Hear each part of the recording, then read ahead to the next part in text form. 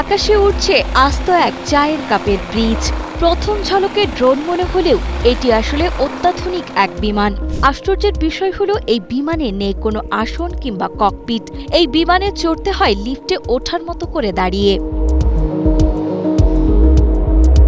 যুক্তরাষ্ট্রের জেভা অ্যারো এর এই উদ্ভাবনটি কার্বন ফাইবারের তৈরি এক অবিশ্বাস্য ইঞ্জিনিয়ারিং।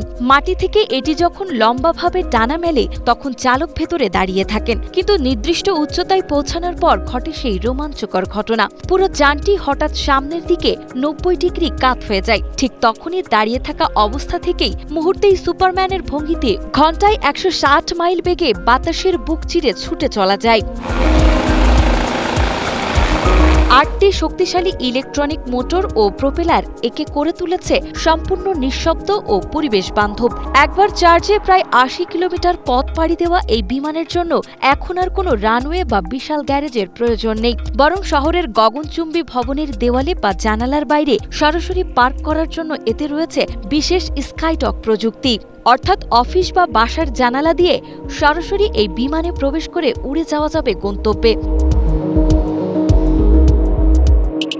আমাদের ভিডিওগুলো নড়াইল থেকে দেখছে জুবায়ের হোসেন, আবু হাসনাত খান ইমন দেখছেন রংপুর থেকে, রাঙামাটি থেকে দেখছেন তুষার আলম, সুজন মিয়া দেখছেন নরসিংদী থেকে এবং কুমিল্লা থেকে দেখছেন সাইফুল খান। আপনি কোথা থেকে দেখছেন জানিয়ে দিন কমেন্ট বক্সে। ২০২২ সালে প্রথম সফল উড্ডয়নের পর এটি এখন আকাশপথের এক নতুন বিপ্লব। যানজটের স্থবির পৃথিবীকে বিদায় জানিয়ে এই উড়ন্ত ব্রিজ বিমানটি হতে পারে আগামীর সবচেয়ে দ্রুতগতির এবং বিস্ময়কর ব্যক্তিগত বাহন।